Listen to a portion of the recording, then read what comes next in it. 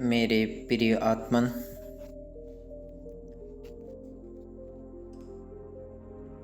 जीवन क्या है? मनुष्य इसे भी नहीं जानता है और जीवन को ही हम ना जान सके तो मृत्यु को जानने को तो संभावना ही शेष नहीं रहती। जीवन ही अपरिचित है और अज्ञात हो तो मृत्यु परिचित और ज्ञात नहीं हो सकती। सच तो यह है कि चूंकि हमें जीवन का पता नहीं, इसलिए ही मृत्यु घटित होती प्रतीत होती है।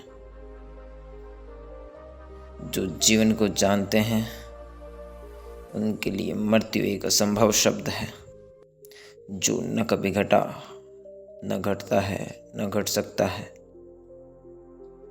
जगत में कुछ शब्द बिल्कुल ही झूठे हैं, उन शब्दों में कुछ भी सत्य नहीं है। उन्हीं शब्दों में मृत्यु भी एक शब्द है जो नितांत सत्य है, असत्य है। मृत्यु जैसी घटना कहीं भी नहीं घटती, लेकिन हम लोगों को रोज मरते देखते हैं। चारों तरफ रोज मृत्यु घटती हुई मालूम पड़ती है। गांव गांव में मरघट है और ठीक से हम समझे तो ज्ञात होगा कि जहाँ जहाँ हम खड़े हैं वहाँ वहाँ न मालूम कितने मृत्यु की अर्थी जल चुकी है। जहाँ हम निवास बनाए हुए हैं वे भूमि के सभी स्थल मरघट रह चुके हैं। करोड़ों करोड़ों लोग मरे हैं, रोज मर रहे हैं। और अगर मैं ये कहूँ कि मृत्यु जैसा झूठा शब्द नहीं है मनुष्य की भाषा में तो आश्चर्य नहीं होगा। एक फकीर था तिब्बत में, मारबा। उस फकीर के पास कोई गया और पूछने लगा कि मैं जीवन में मृत्यु के संबंध में कुछ पूछने आया हूँ। मारता बहुत हंसने लगा और उसने कहा, अगर जीवन में कुछ समझना है तो ज़रूर पूछो, क्योंकि जीवन का मुझे पता है। रही मृत्यु की, मृत्यु से आज तक कोई मेरा मिलना नहीं हुआ, मेरी कोई पहचान नहीं।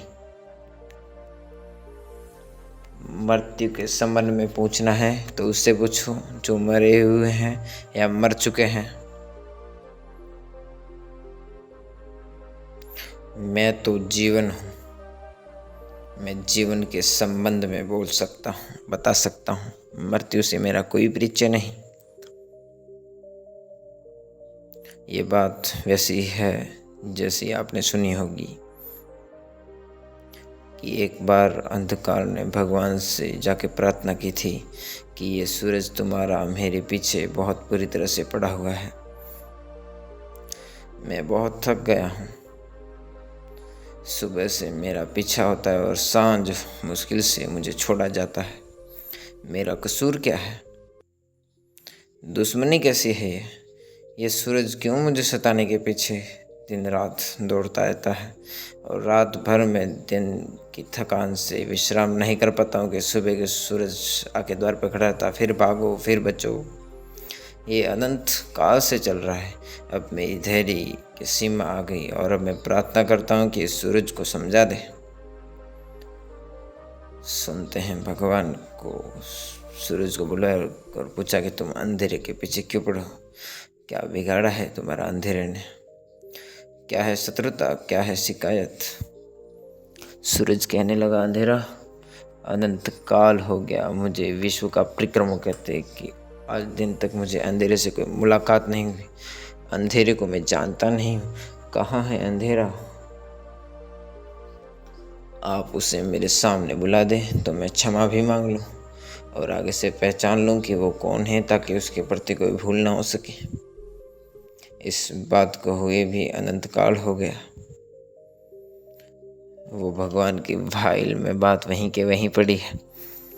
वह अब तक अंधेरे को सूरज के सामने नहीं बुला सके, नहीं बुला सकेंगे। ये मामला हल नहीं होने का। सूरज के सामने अंधकार कैसे बुलाया जा सकता है? अंधकार की कोई सत्ता ही नहीं, कोई एग्जिस्टेंस ही नहीं है। अंधकार की कोई पॉजिटिव, कोई विधायक स्थिति भी नहीं है। अंधकार तो सिर्फ प्रकाश के अभाव के नाम है। वो तो प्रकाश की गैर मौजूदगी है, एब्सेंस है, वो तो अनुपस्थिति है। तो सूरज के सामने ही सूरज की अनुपस्थिति को कैसे बुलाया जा सकता है?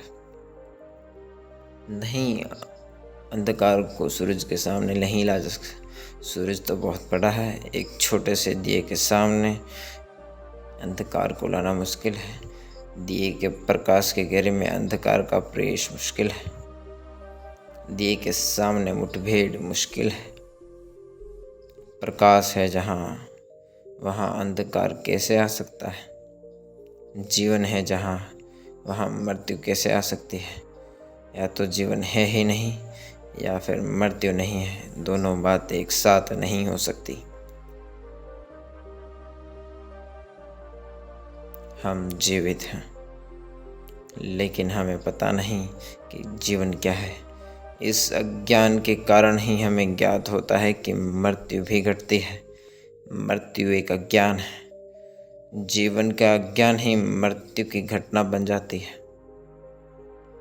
काश हम उस जीवन से परिचित होते हैं जो भीतर है। उसके परिचय की ये किरण भी सदा सदा के लिए इस अज्ञान को तोड़ देती कि मैं मर सकता हूँ, या कभी मरा हूँ, या कभी मर जाऊँ। लेकिन उस प्रकाश को हम जानते नहीं जो हम में हैं, और उस अंधकार से हम भयभीत होते हैं जो हम नहीं हैं।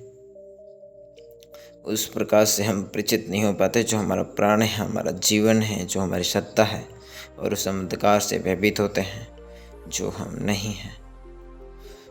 मनुष्य मृत्यु नहीं है, मनुष्य अमृत है, समस्त जीवन अमृत है। लेकिन हम अमृत की ओर आंख ही नहीं उठाते। हम जीवन की तरफ दिशा में कोई खोज ही नहीं करते, एक कदम ही नहीं बढ़ते। जीवन से रह जाते हैं अपचरित, इसलिए मृत्यु से भयभीत प्रतीत होती है। इसलिए प्रश्न जीवन और मृत्यु का नहीं है, प्रश्न है सिर्फ जीवन का। मुझे कहा गया कि मैं जीवन और मृत्यु के संबंध में बोलूं, ये असंभव है बात। प्रश्न तो है कि जीवन का, और मृत्यु जैसी कोई चीज ही नहीं है।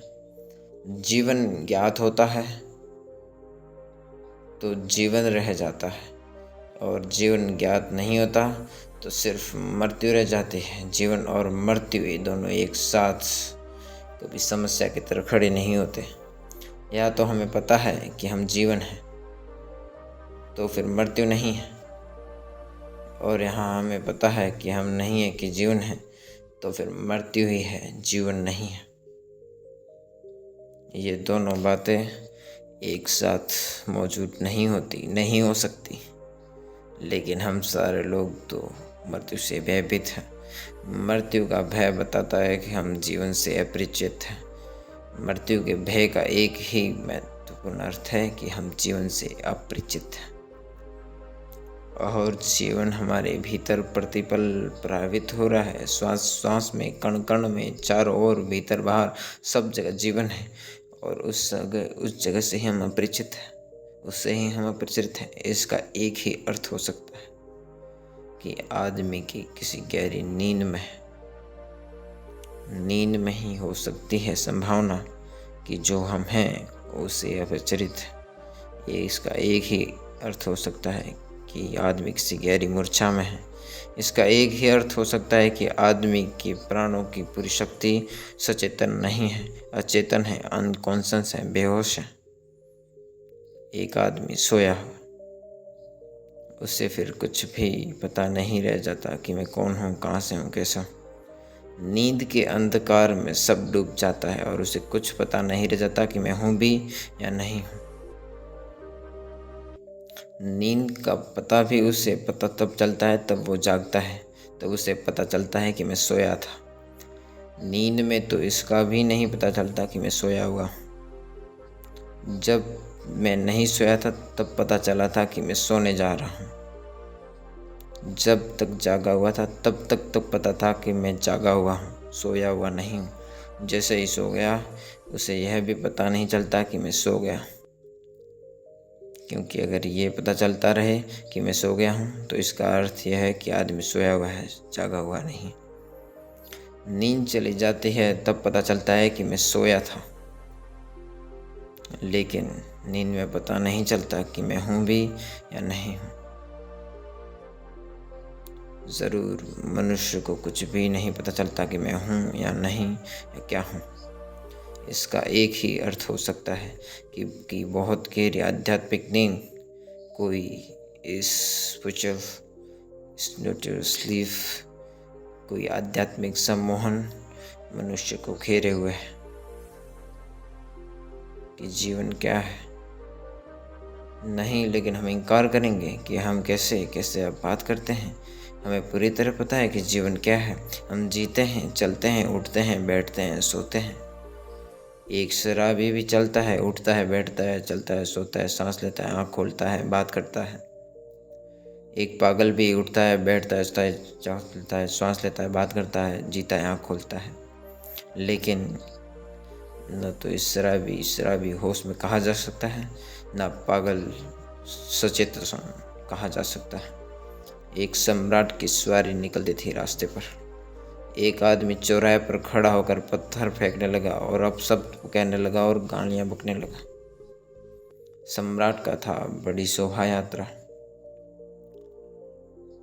उस आदमी को तत्काल सैनिकों ने पकड़ लिया और कारागृह में डाल दिया।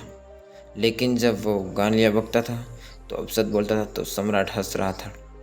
उसके सैनिक हैरान हुए। उसके वजीरों ने कहा कि आप हंसते क्यों हैं? जहाँ तक मैं समझता हूँ उस आदमी को पता नहीं कि वो क्या कर रहा है। जहाँ तक मैं समझता हूँ कि वो आदमी नशे में है। खैर, कोई उसे कल सुबह उसे मेरे सामने ले आए। कल वो उसके आदमी उसके सामने आए और खड़े कर दिया। सम्राट उससे पूछने लगा, कल तुम मुझे गालियाँ देते थे, अपशब्द बोलते थे, क्या था कारण उसका? उस आदमी ने कहा, मैं और अपशब्द बोलता था। नहीं महाराज, मैं नहीं रहूँगा। मैं शराब में था, मैं बेहोश था, मुझे कुछ पता नहीं था कि मैंने क्या बोला। मैं नहीं था।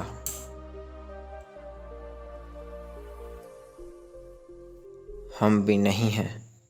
नींद में हम चल रहे हैं, बोल रहे हैं, बात कर रहे हैं, प्रेम कर रहे हैं, घृणा कर रहे हैं, युद्ध कर रहे हैं। अगर कोई दूर के तारे से देखे मनुष्य की जाति को तो वह यही समझेगा कि सारी मनुष्य जाति इस भांति व्यवहार कर रही है जिस तरह नींद में बेहोशी की व्यवहार कर रही।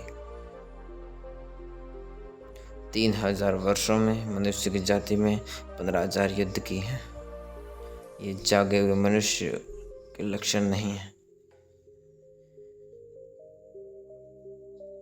जन्म से लेकर मृत्यु की सारी कथा दुख की, चिंता की, पीड़ा की कथा है। आनंद का क्षण भी उपलब्ध नहीं होता। आनंद का कण भी नहीं मिलता जीवन में।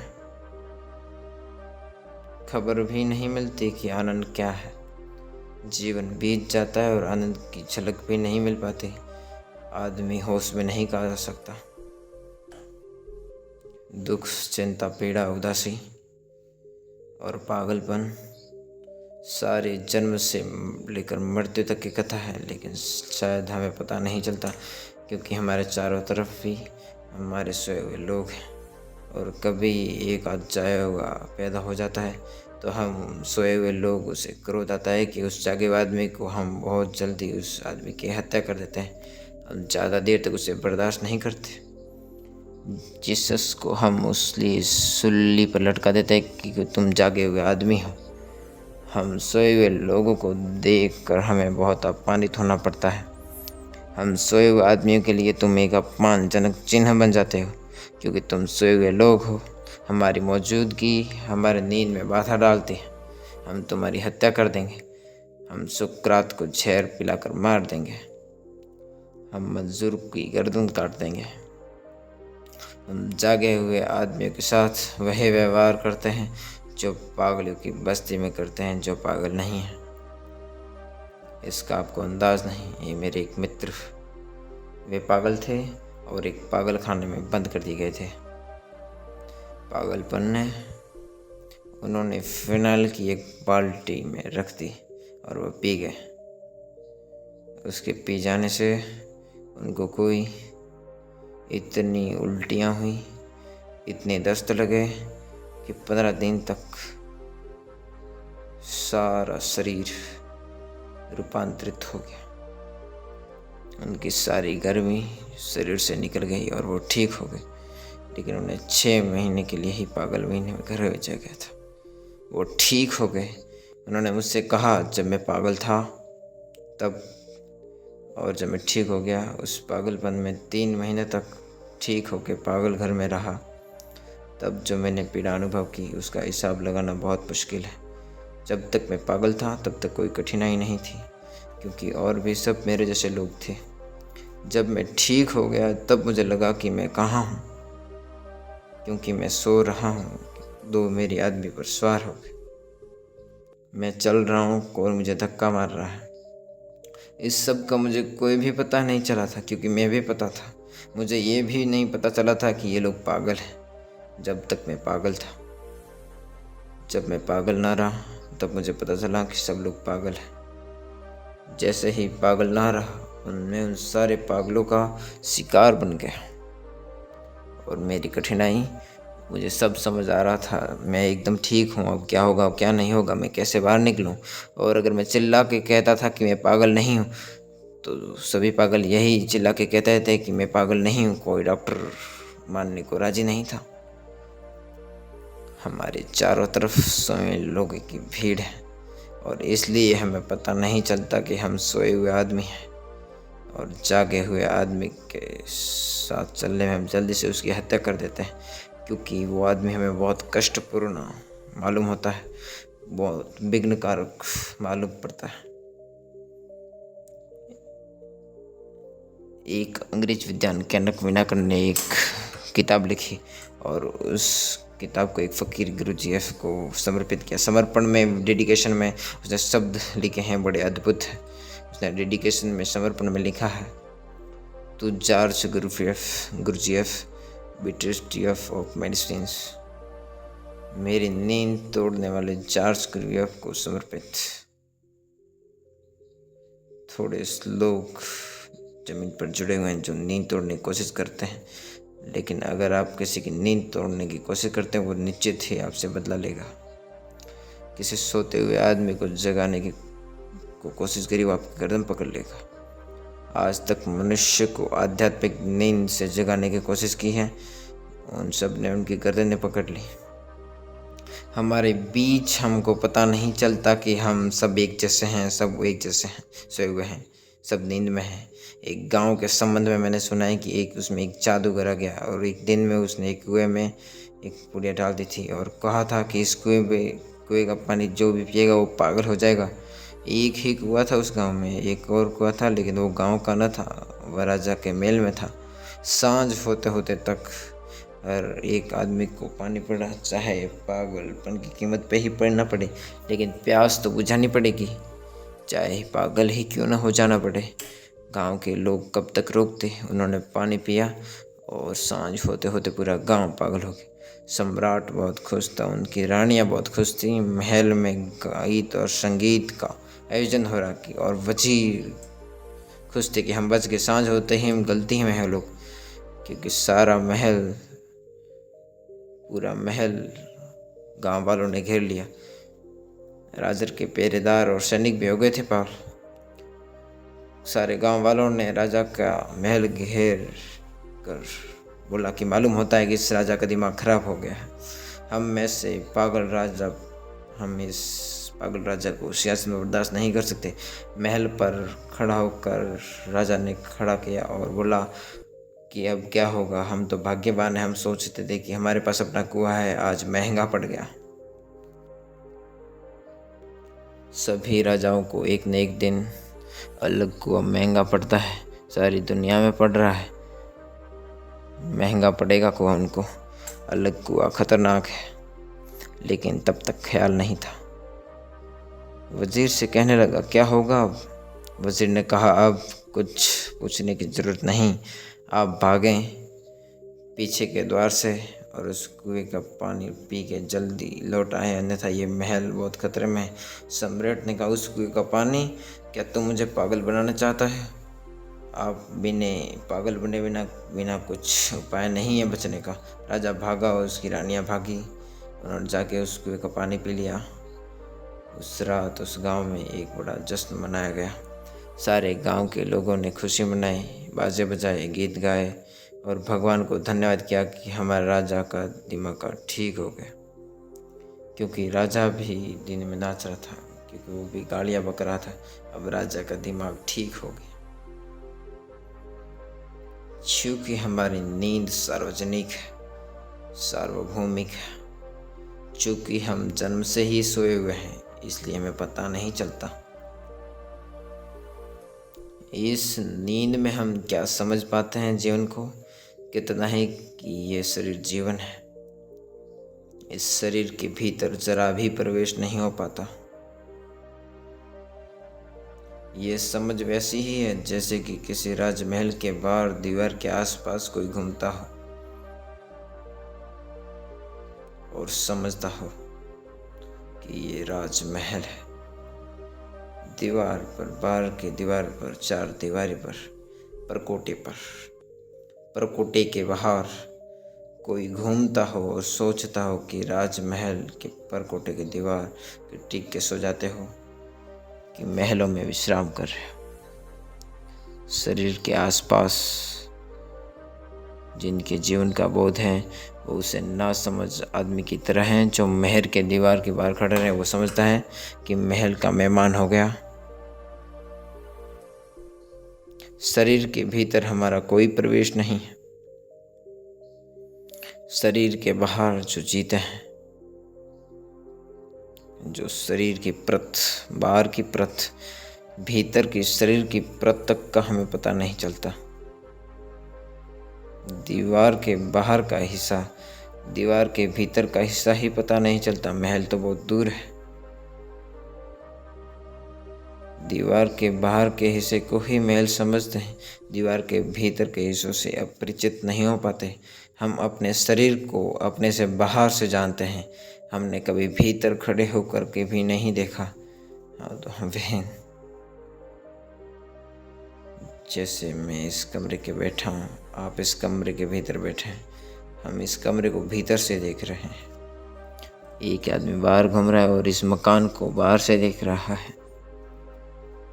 आदमी अपने शरीर के घर में अपने को भीतर से भी देखने में समर्थ नहीं हो पाता।